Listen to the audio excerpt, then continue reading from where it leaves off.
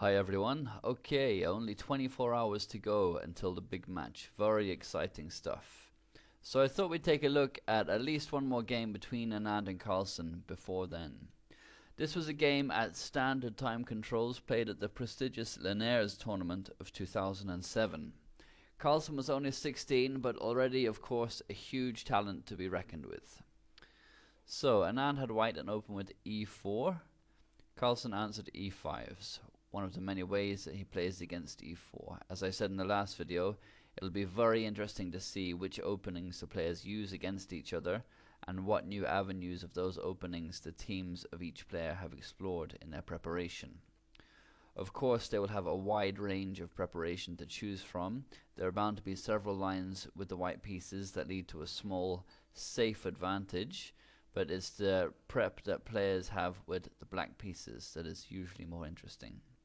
Carlsen's endgame ability will have been a major factor in the prep of both teams, but it should be noted as well that Anand's defensive abilities are amongst the best in the business, so it should definitely lead to some titanic struggles. In this game anyway, Anand continued with knight f3, and then came knight c6 and bishop b5, the Roy Lopez, and we now went into one of the main lines with a6. Bishop a4, knight f6, and here Vishy castled. And so instead of the open Berlin with knight takes e4, we saw bishop e7, which is one of the other major variations in this opening. The Roy Lopez is perhaps one of the most analyzed openings out there. The man that's named after a Spanish priest first analyzed it in the 16th century, so obviously that's a hell of a lot of analysis. So rook e1, b5, bishop b3, and now d6 in order to be able to play knight a5, attacking the bishop without dropping e5 to the knight. So white plays c3 in order to play bishop c2 after knight a5, and also to play d4 and establish the ideal pawn center. So Carlsen castled, and now h3 from Vishy, which is a common move in this opening. Despite weakening the king side, this bishop g4 pin can be troublesome, so white just nips that in the bud. Knight a5, now bishop c2, c5, and we're still well within book lines, of course. d4, and now knight d7 to defend e5, and d5, gaining space and clarifying the central situation.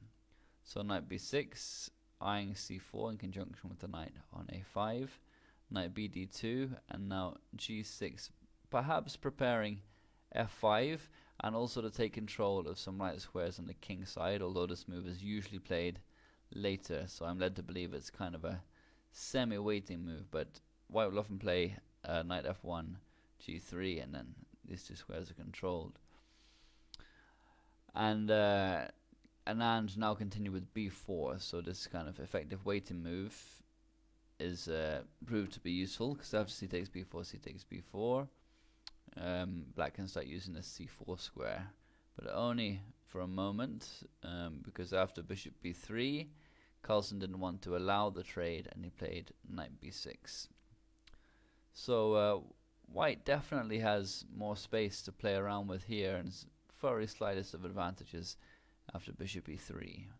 So bishop d7, black finishes development, and it's clear that the c file is going to be a major positional element of the board. So Vishy played rook c1, and after rook c8 he played rook takes c8, bishop takes c8, and queen c2 in order to play rook c1 after and try and infiltrate down the c file. So bishop d7, rook c1, and here Magnus didn't want to allow queen c7, so he played knight a8. And having forced black into a retreat, Vishy can now change plans. She played queen d2, just taking control of some dark squares on the king side. And here Carlsen played queen b8, presumably to play rook c8 and challenge his c file. So bishop g5, attacking the loose bishop. Carlsen traded, bishop takes g5, knight takes g5, and then played a rook c8. And Anand wanted to keep the rooks on and looking for further initiative on the king side. He gave up the c file and played the rook f1, and was play f4 and try and carry on the attack while these pieces are kind of stranded on the queen side. Especially this knight here on a8 is very bad. So this gives white time to try something on the king side. After h6, Vishy came up with a great move. If you want to try and spot it, then stop the video now. Knight e6 was the move, and this is a very strong square for the knight. And Carlsen can't now play queen c7, which maybe he wanted to. You know, it's looked like the plan after playing rook c8. So he played instead to defend this h6 pawn, which is now attacked by the knight because it's moved from g5. He played king h7. So why can't he take the knight? Well, let's have a look. If f takes e6, now d takes e6, attacking the bishop. And bishop e8 is best. If bishop c6, and queen takes h6. And this is just going to be winning for white. So bishop e8 is better. Now e7 check, king g7, and now queen d5 with monstrous threats. And in actual fact, black is forced to play rook c4 here to save the game. And after bishop takes c4, b takes c4, queen takes c4, white has an enduring advantage in all lines. So that's why the knight can't be snapped up at that moment. So king h7. And now f4, the continuation of Vishy's plan. So Magnus threw in a check, queen a7, and after king h2 he played bishop e8 to defend f7 in the event of f takes e5. And the position is now objectively equal, and there's great judgment from Carlsen. Again, if you played f takes e6, white is better after d takes e6, bishop e8, queen takes d6, e takes f4, e7, just unleashing all of these pieces. And it's not a massive advantage, but considering that white is a piece down, it's you know, considerable advantage. Rook takes f4 coming next, and queen e6 is also a threat. So bishop e8, and now f5 from Vishy, aiming to shake up the king side, although apparently this was not the best move. Better instead was knight f8 check, and after king g7, f takes e5, where best play goes queen e7, and not d takes e5 because of d6, with the idea of simply playing d7, and suddenly white has completely winning attack here. If king takes f8, queen takes h6 check. It's going to force mate. King g8, queen takes g6, exploiting this pin. King h8, queen h6 check. King g8, now rook f5. And how does black avoid the mate? So f takes e5 would have been best, and now queen e7, as I said. Now knight e6 check, f takes e6, and queen f4 with full compensation for the piece. So back to the game continuation anyway. f5 is what Vishy played, and now g takes f5, which really is a defensive blunder from Carlsen's. Hands Anand a very nice advantage. A better defense was f takes e6, and after d takes e6, now playing g takes f5. After e takes f5, queen c7. It's just holding the balance. These pawns are going to be extremely dangerous, and it's still a slight advantage to white despite being piece down, only for one pawn. So you know, it's definitely big positional advantage for white here, but it's preferable to the game continuation g takes f5. Although Anand now also blundered with e takes f5, which is an offensive blunder from Anand as opposed to the defensive one from Carlsen, at least according to Fritz, who thought the best move was knight g5 check, and only after king g7 playing e takes f5. If h takes g5 instead, now queen takes g5, and this is winning for white. So e takes f5 anyway from Anand, and now f6. I think this must have been a mouse slip or something from Carlsen. Hopefully there won't be too many of them in the World Championships, I'm joking, of course. This cements the black position, but also the superb e6 knight. Black could have actually played f takes e6 this time, and so, you know, why does Carlsen keep declining to take the knight? Well, the point is that suddenly all of the white pieces come to life, and there's massive flow and life force and blood in the white position, and big initiative to come after black accepts the knight. Is this worth a piece? The answer is yes, definitely. So black declines it and keeps the position as static as possible, which is definitely correct given these pieces grouped together over here offside on the queen side.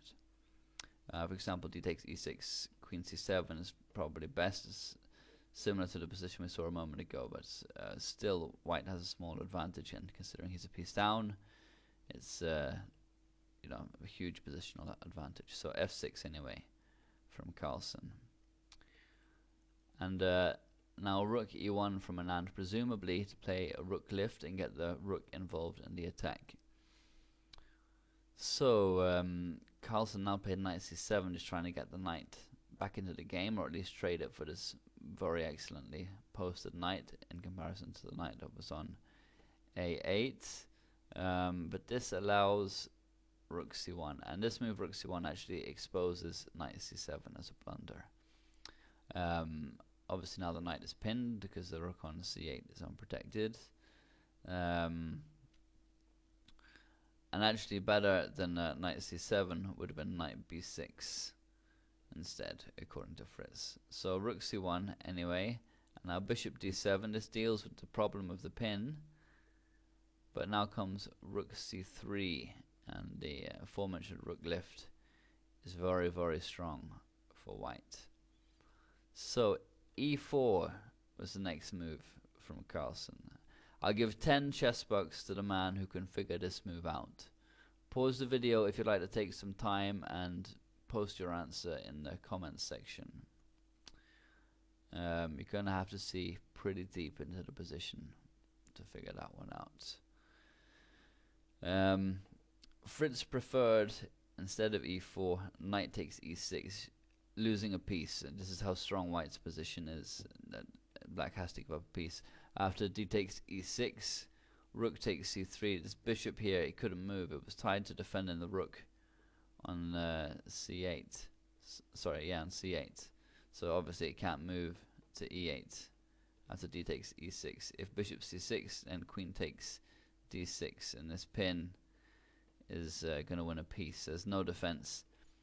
For example, if queen b7, either bishop d5 or e7 is just crushing for white. So rook takes c3 would be right. Now simply e takes d7, and the rook is going to be hanging. So rook takes h3 check is you know, he's going to lose the rook anyway, so he might as well get a pawn for it. But obviously it's completely lost. G takes h3, queen takes d7, and you know, he's bishop up here against 2 pawns, but in the hands of a grandmaster, it's going to be completely winning and a simple win. So what is the point of this e4 move that Magnus played that we saw a moment ago? e4 here. I mean, what else can black do about his position? The knight is pinned, so maybe he can move the queen to defend it to b6 or b8 or something like that, where we can see a reason why both of those don't work. For example, if he plays queen b6, queen c2 reinforces the pin, and again this is gonna win a piece. Or if queen b8 is, you know, trying to solve the tactical problems, keeping everything protected, but now we see the secondary threat of the position, rook g3, which is threatening rook g6, and queen takes h6, and it's going to be mate, so this is threatening a mating net. Also rook g7 check is very strong. So knight takes e6 is the best defense, but black has lost here, and it's important to note he can't play rook g8 to defend, because rook g6 is going to be a forced mate. Rook takes g6 would be forced sort of mate, but f takes g6, king takes g6, queen d3 check, king f7, If f5 and queen g3 check is going to be mating. So king f7, now queen h7 check, king e8, queen h8 check, and mate in 2. It doesn't matter, you can go to e7 or f7, it makes no difference. Queen g7 check, king e8, and queen f8 is mate. So rook g8 doesn't work. So knight takes e6, f takes e6, and now if black wants to save the bishop, he has to play bishop e8. And this allows a forced mate with queen d3 check. And I believe this is the reason why Magnus played e4, to avoid this check. Just out of curiosity, the mate would go after king h8, queen e3, threatening to take on h6. So king h7, queen e4 check, king h8, now queen h4, again just threatening the mate. King h7, queen g4, and there's no escape on the g file. So as can be seen, there's some serious venom in the white positions. Very nice attacking play from Vishy. So back to the game continuation. Carlsen has just played e4. So how does Vishy continue now? The answer is with rook g3, and this has the same threats as we just saw. Rook g7, and after king h8, queen takes h6 is going to be mate. So knight takes e6, d takes e6, and yeah, now the threat is rook g6. So black has to save his bishop, and he has to protect g6. So bishop e8 is the only move. But now comes e7, unleashing the power of this bishop, and this threatens bishop e8 check. And after king h8, queen takes h6. Mate. So Magnus played bishop h5 to defend g8 with the rook, but after queen takes d6, he resigned, presumably seeing that his position was now completely hopeless. In actual fact, the threat of queen takes f6 is so strong that black must now give up his queen if he wants to avoid getting mated immediately, which is never a good sign. So it was a fantastic game from Anand, and I sincerely hope we can see such fighting spirit in the World Championship match. Incidentally, I'll be watching at chessbomb.com if any of you'd like to join me for some kibitzing. We usually have a laugh there. Okay, so I hope you enjoyed this game, and more videos coming soon. Cheers.